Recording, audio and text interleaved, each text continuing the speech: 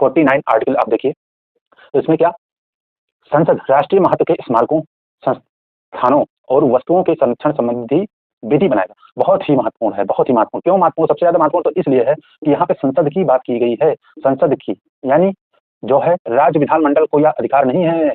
बहुत ही महत्वपूर्ण है, क्योंकि हर जगह आप देखते होंगे, हर आर्टिकल में राज्य, राज्य की बात है और राज्य में केंद्र भी आता है, राज्य भी आते हैं, केंद्र सरकार की शक्तियों का प्रयोग करने वाली सभी संस्थाएँ भी आती हैं, विधानमंडल भी आते हैं, संसद भी आते हैं। लेकिन यहाँ पे राज्य नहीं, यहाँ क्या दिया गया कि संसद राष्ट्रीय महत्व के स्मारक, जो नेशनल इंपॉर्टेंस हेरिटेज साइट्स होती हैं, उनको और संस्थानों को और वस्तुओं को संरक्षण के संबंधी विधि बनाएगा।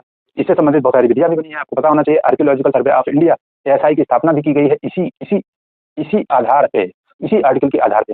तो क्या जो स्टेट है, जैसे उत्तर प्रदेश राज्य है, तो इस संबंध में विधि नहीं बना सकता क्या? बना सकता है, ऐसा नहीं है। लेकिन इसमें एक बात है कि जो राष्ट्रीय महत्व के, राष्ट्रीय महत्व की बात है, तो राष्ट्रीय महत्व के जो भी स्मारक हैं, और राष्ट्रीय महत्व के स्मारक कौन बताएगा कि राष्ट्रीय महत्व के स्मारक हैं?